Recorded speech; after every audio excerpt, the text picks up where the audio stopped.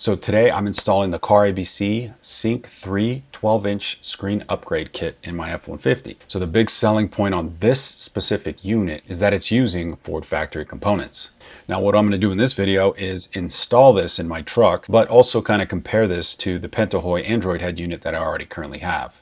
Because I already have that currently installed, my install might be slightly different than if you're going straight from the factory install. However, you can see in my previous video where I install the Pentohoi head unit what disassembly would look like from a more stock setup. First, we'll do an unboxing and then we'll jump into the install. Let's get into it. We get dealt the hand, now to play the cards. Gotta learn the system, try to play the odds. We embrace support, stay away from frauds. Put our hands together, look up and pray to God that we make it to the finish line and reach our goals. Many out here preaching freedom, but teach control. Surrounded by chaos, but we looking for order. As a youth, didn't search, now my time's getting shorter. I'm looking for answers now, in many different areas. I'm pressed for time, wanna bypass barriers. Hoping to skip from step A to step Z. Progress is linear, go to step B for a sturdy foundation. I know it sounds ancient, teach a man a fish still has application. No basic, listen, embrace the wisdom that's passed on. Don't erase that system. We take what we're given, then we settle in. Don't change how we're living, how unsettling. Same old position, need a new frontier. Make a transition, let's move on from here. So as I mentioned, we are using Ford factory parts. In order to do that for this, we do need to remove the circuit board for the entertainment and the climate controls from the stock system. It might sound intimidating, but note that there is no type of soldering or advanced techniques needed to do this. If you know how to use a screwdriver, this should be very manageable for you. It's just removing screws. We're going to pick up the circuit boards and just move them over. Now you can follow the directions step by step. I did kind of combine some of their steps just because it felt a little bit unnecessary to break down certain steps the way they did, at least in my view. I preferred not to have to detach any ribbon cables. So essentially I just removed all the circuit boards together in one piece instead of breaking it down into separate steps, as you can see on the directions. Yeah, rhyme is the meaning clear enough? Does anybody care? Do I even have listeners? Is anyone aware? Don't know if it resonates, but I know if I hesitate to put something out in the show that nothing will ever make it online, at least for a long time. Amazing what's accomplished with a strong mind. Let's build it up. We take what we're given, then we settle in. Don't change how we're living, how unsettling. Same old position, need a new frontier. Make a transition. I know that there's a way to make things better. I know that there's a way to make things right. Been pointing fingers here and there forever. Time to look inside, inside, inside. I know that there's a way to make things better. I know that there's a way to make things right. Been pointing fingers here and there forever. Time to look inside, inside, inside. Ooh, ooh,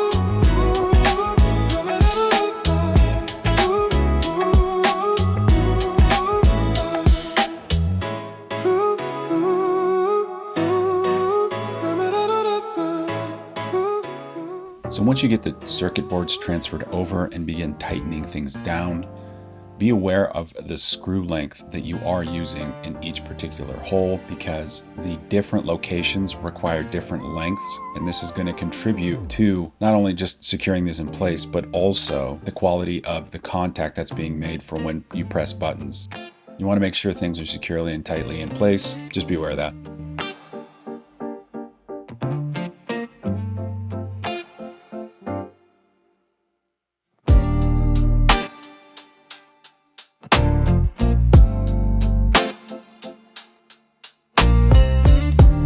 So yeah, definitely moving this center console trim piece is going to be helpful. You can see here, these are the little factory mounting sections.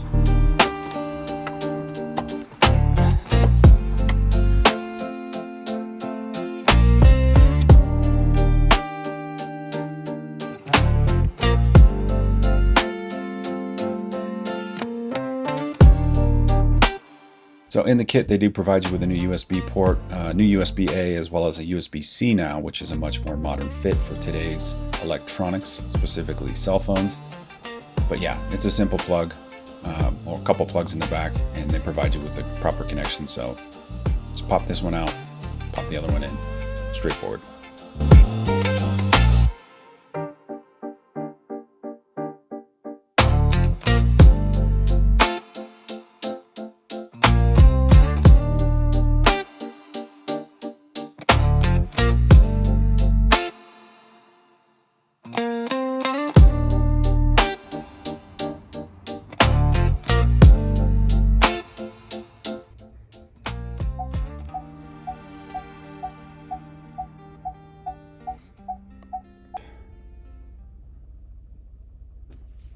Camera.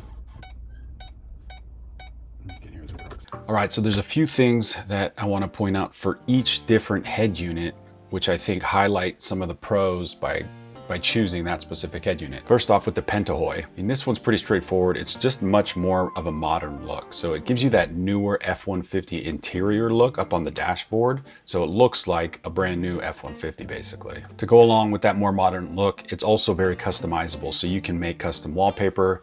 You can also rearrange the app tray on the home screen, so you can configure that to your liking, as well as select specific apps you'd like to be on that app tray. So it's just more customization that you can do to make it tailored to how you like to have your actual infotainment system set up.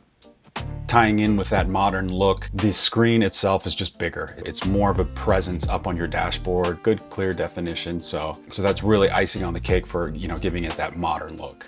And then number two with the Pentohoi is that it's got more features. So because it's an Android head unit, you can download things straight from the App Store, from the Google Play Store. And then also with the features, right out of the box, the Pentohoi has wireless Apple CarPlay. A lot of people prefer this method. You hop in the car and your phone just connects right up to the infotainment system and you're off. And then thirdly, I'd say a nice benefit of the Pentohoi one is that it's got RCA hookups in the back. So if you are going aftermarket stereo route, somebody who's going down this path to upgrade their head unit, they're probably making considerations on other updates in terms of audio. So the RCA hookups just make that more streamlined of an installation, just a simpler installation right off the bat. Now switching to the CarABC head unit with the Sync 3. What I would highlight with this one is, first and foremost, is the reliability. So with the Pentohoi screen, I noticed that there were some instances where, connectivity might be an issue, or I've noticed sometimes when I press something on the climate control, for example, it might take a couple presses before it actually registers the action, where with this being a sync system, straight from Ford factory, you're getting that reliability. You're getting that with the button presses, you're getting that with the connectivity. Just every time boots up, connects, buttons register the presses on the first key press. So just nice to know you press something, it works, straightforward. And while some people might classify this next one as negative, I'm classifying it as one of the perks or one of the bonuses. And it might be because of my specific circumstance, but less features, it's less techy. For those that may be less tech savvy, this is a more simplified version with a good amount of features to it. So you just want standard Bluetooth, or CarPlay specifically comes to my mind, where this is wired CarPlay on the CarABC unit, not out of the box, not wireless. Of course, there's adapters and whatnot you can get to make it wireless, but I like the wired one specifically for my setup because I do have other drivers in and out of my truck. For example, my wife is a little less techy. She struggles with connectivity on devices and whatnot, but this is a simplified solution where she can simply plug in her phone and she's connected to my audio system and she can listen to her music and she's off. So with the wireless CarPlay, the thing that we've been running into is proximity of phones to the truck. So if I have my truck parked, right in the driveway, and then maybe somebody else is sitting on the couch downstairs in the living room, that's close enough proximity where it has the potential to connect to my car. Where with the wired system, plug it in, good to go, off and running, it knows which phone to connect to. So that's why I'm categorizing this as a perk or a pro. And the next thing about the CarABC unit that I think is worth communicating is the price. So if you already have Sync 3, this CarABC unit is about $200 cheaper than the Pentohoi Android unit. So if you already have Sync 3, it's running at about $859 versus the Pentahoy, which is currently listed at about $1,079. Price might be a factor. A couple $100 is nothing to disregard, especially right now with the prices of gas. So now my truck is a 2015. The 2015 still had Ford Sync 2s, but I believe 2016 is when they first started implementing Sync 3. So that APIM unit that you have on the truck can be carried over. And since you don't need that additional hardware, they won't charge you for it at CarABC. They'll just reinstitute the one that you currently have, reuse that in your implementation of the install, and you'll save a couple $100.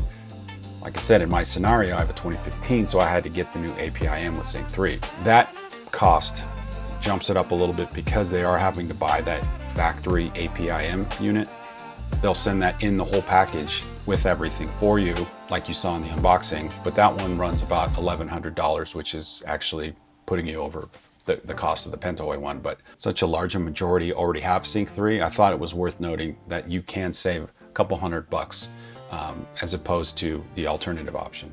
And then a bonus perk that I wanted to throw in there because again, this one's kind of specific to my situation, but something worth sharing, I thought. So currently I have this Tesfeel steering wheel installed that has heated steering wheel functionality.